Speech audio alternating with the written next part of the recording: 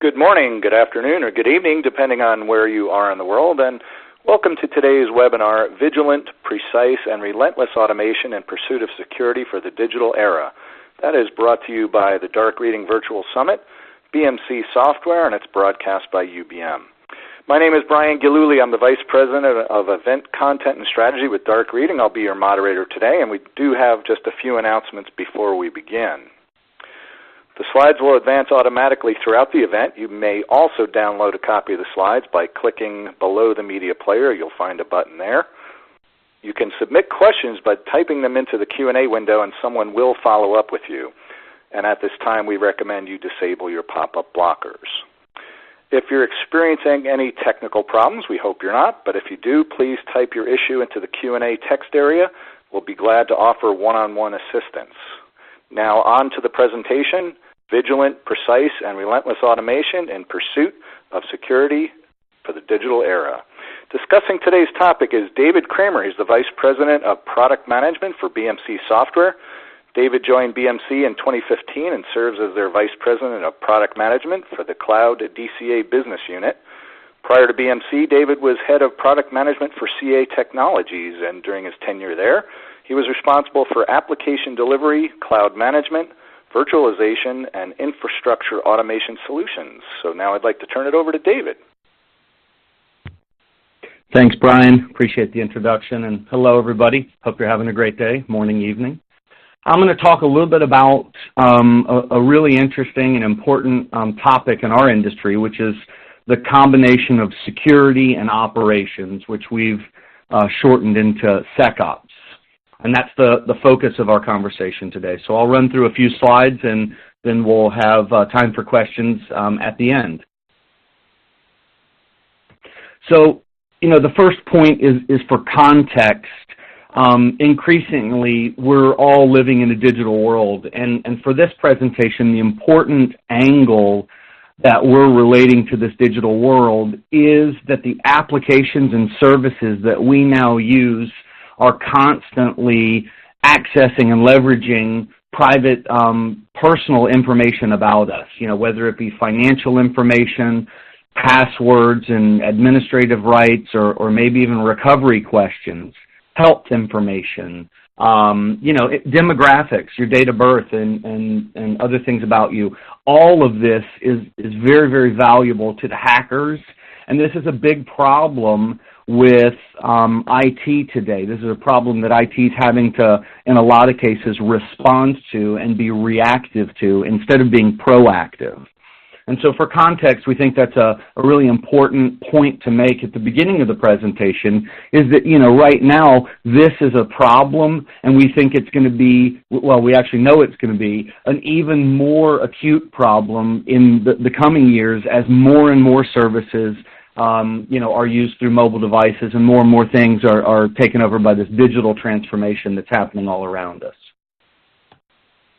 And so I think one of the other supporting points that, it's obvious to everyone who's in the industry, and this is a quote from the director of the FBI, but I don't know how obvious it is to those outside of the industry that really this is not a new problem.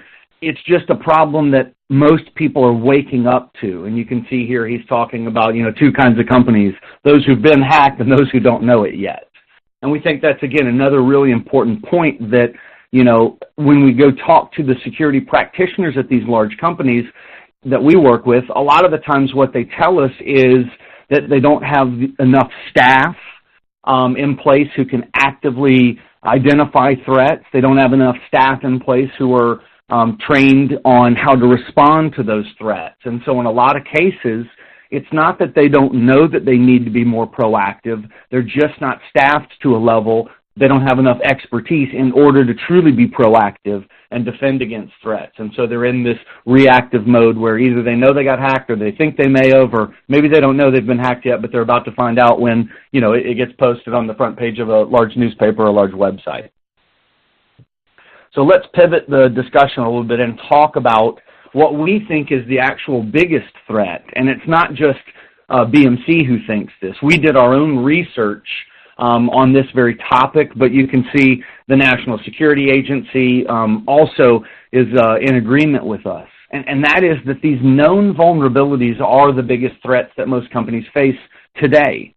You know, in the security industry, a lot of the discussion and focus is on, you know, what commonly is referred to as day zero attacks, you know, new attacks that we've not seen before. And I think that's a natural human tendency. We all like to focus on the shiny new object.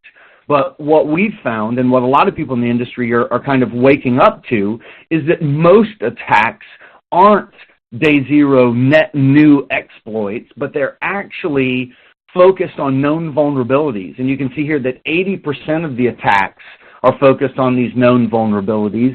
And in cases where they did focus on something that was already known, and you can see it's a large percentage, 99.9% of these exploits were compromised more than a year after the fix was made available. And so this is just one of those reinforcing points that as you dig deeper into the problem, you can see that this is more of a process problem and maybe a collaboration problem, but not truly a technical problem. This isn't about, you know, being able to identify those net new threats. This is being operationally efficient and focused and being able to fix the known gaps, the known vulnerabilities that exist in your application stack, on your network, and on your servers today. So let's dig into this and talk a little bit more about why it is that this problem exists and what we're seeing in our customers and other places where people are trying to solve this. So, you know, I talked earlier about known vulnerabilities and that most of the attacks that we hear about are based on those known vulnerabilities.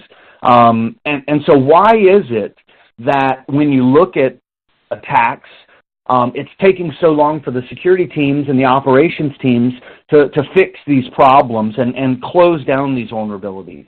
You can see on the left in the research that we did, we commissioned a study with Forbes and did a bunch of research with CIOs and security and operations practitioners to better understand this problem. And one of the things that we learned is on average, it takes about 193 days to fix a known vulnerability.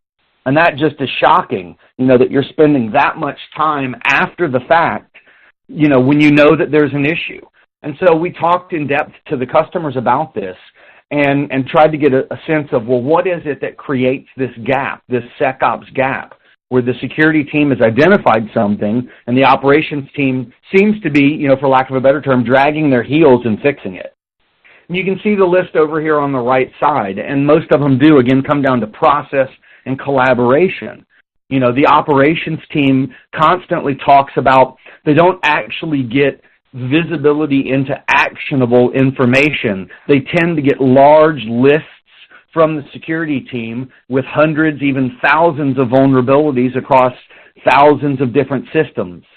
And so that makes it very, very difficult for them to identify, well, where is the actual vulnerability? What is the priority of that vulnerability? Is this running on a key business service, or is this running on a server that's off in the back end running some internal application that not many people use? You know, there's a certain priority that the business would place on a vulnerability that would be different than maybe what the security team would place on it if they were just looking at things from a threat perspective only and not you know, with the context of the business service that may or may not be running in that environment.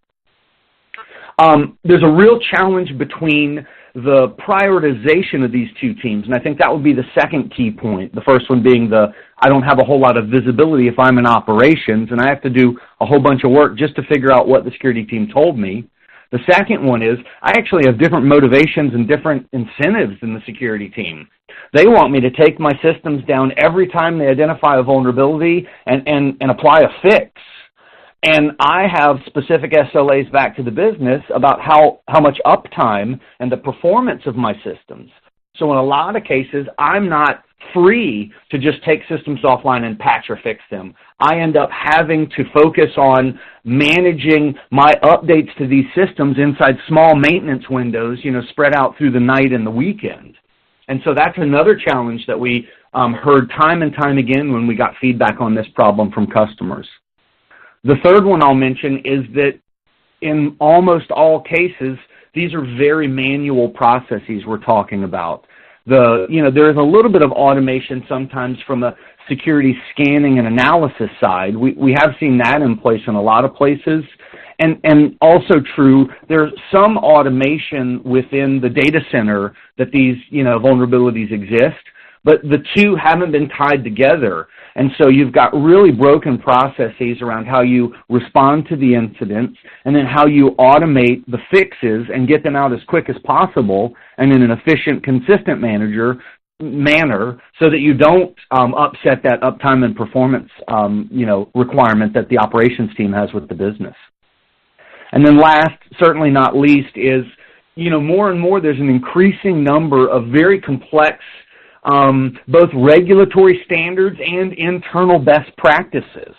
And we see this a lot, especially in environments where each country has developed their own standards for, private data, personal information, and how that personal information is managed. We operate in some environments where personal information can't cross country lines. So if you're serving customers in a specific country, that customer data has to be in a data center in that country. Credit card transactions have PCI, healthcare has HIPAA. There are lots of regulatory standards out there that make it very, very complicated to understand, what the right fix is and where I truly am vulnerable or out of compliance. So those are some of the drivers that we found based on the survey that we did and the follow-up research when we talked to customers about this. And when I jump to my next slide, you can see down at the bottom there's a highlight to that Forbes research, but you can see that we asked them about, okay, well, what's happening in the future? So, you've given us a good understanding of the problems you face and what you think the key problem is, and you've helped us understand the root cause or some of the root causes of that problem. What is it that keeps you up at night and you think about as you look to next year and the following year? And it's pretty striking that 97% of them said that they expect a rise in data breach attempts over the next 12 months. So they see no end in sight, and in fact, they see it's going to increase. And you can see that as a result, they all plan to invest more in security in the next 12 months than they did in the previous months. And I think when you go look at what it is that people are investing in, I think you'll see a pretty interesting trend. And that trend is that in previous generations, the investment has been primarily in the tools for the security side of the house, more advanced threat detection and analysis tools.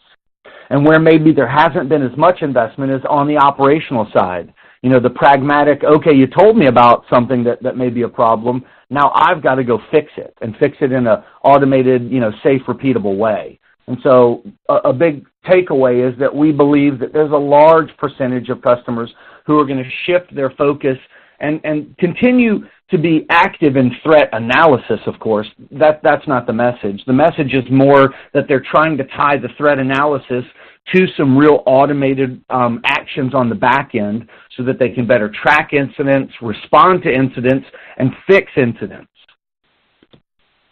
And you can see here that this is a kind of a vision around, what if you could automatically remediate, 95,000 events because you're taking an integrated approach to security and reduce those, hours that your people are spending.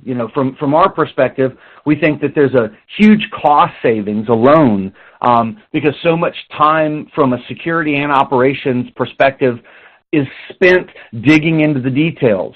What specific machines are impacted by this vulnerability? How do I test the fix against all the variations of those, machines and the combinations of configurations that exist there? And how do I then roll that out in the maintenance windows and do it in a way that doesn't impact operations?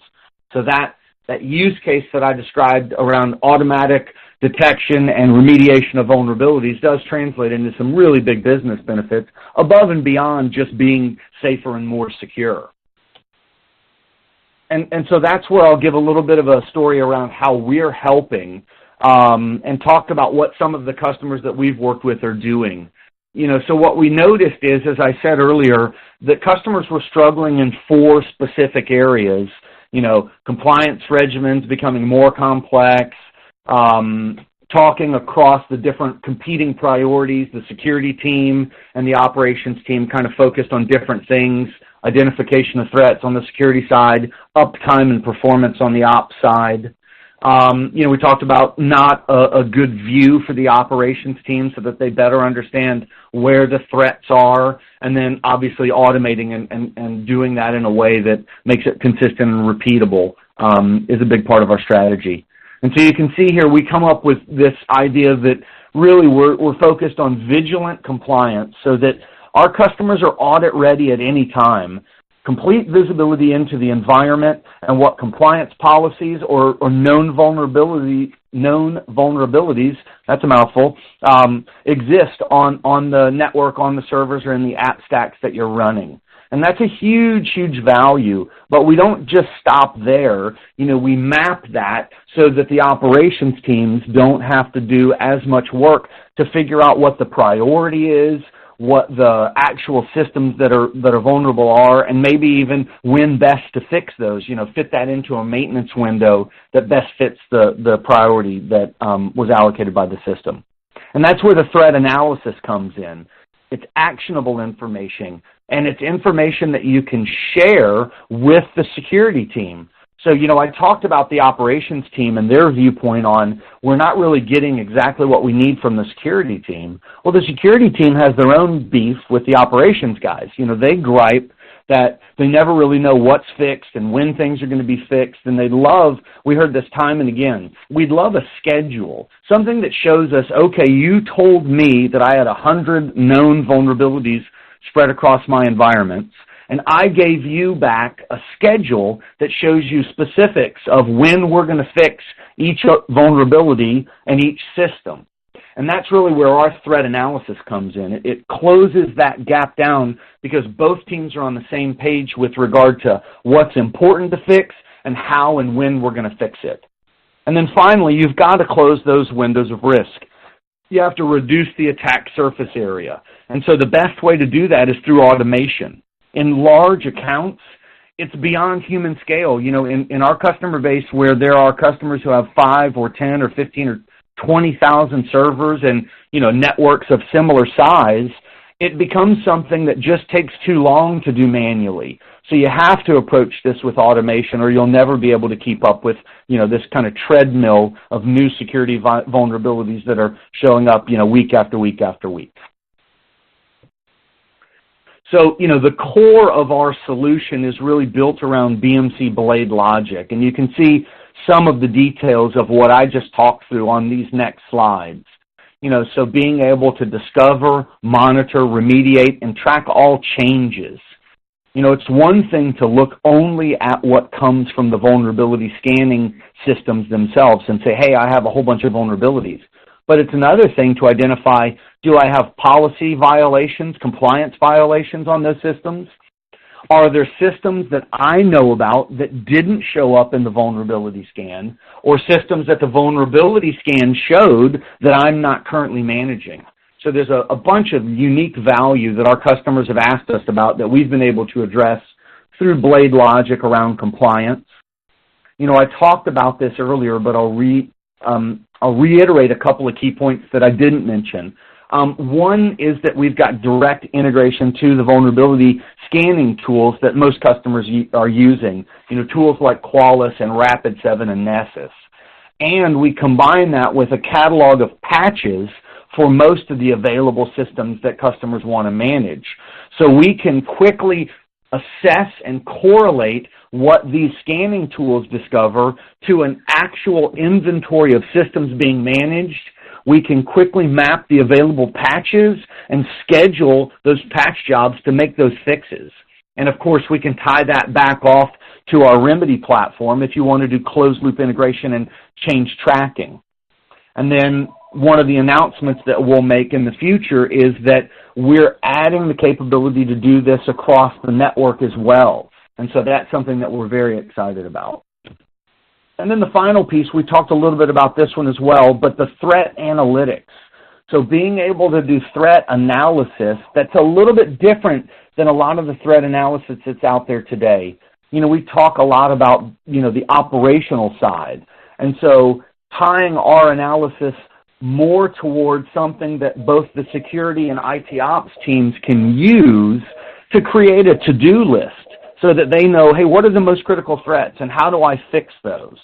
And they can share that with the security teams that are interested in that information. So I think that, the three components there, the threat analysis tied back to the compliance and the remediation, make a real powerful solution for companies that are stuck, where most companies are. I have manual processes, I have not enough security expertise on staff, and I feel like I'm chasing a treadmill because new things are popping up every day, and I'm in total reaction mode, and it's, and back to the number I threw out there earlier, and it's taking us almost 200 days just to fix things that are known and much less those unknown things that are out there. So with that, let me summarize with just a couple of customer success stories because we've been doing this for a little bit and we've got some interesting data. So you can see, the examples here on the slide, the state of Michigan reducing the audit report time from 32 hours to 15 minutes. Aegon reducing over 9,000 staff hours by automatically remediating events. Transamerica cutting resolution time because they were doing automated resolution instead of just, notification or incident-oriented work. And that's an important point because there's a lot of vendors in the market talking about incident response, but they don't actually respond. They stop short of the response. It should be called like incident categorization, which is important and valuable, but it's only half the story, right? To be able to identify the threat, very, very important, as we talked about earlier. To be able to categorize it, well, that's interesting, because if I did have the automation in place, maybe that categorization could help drive some of that automation.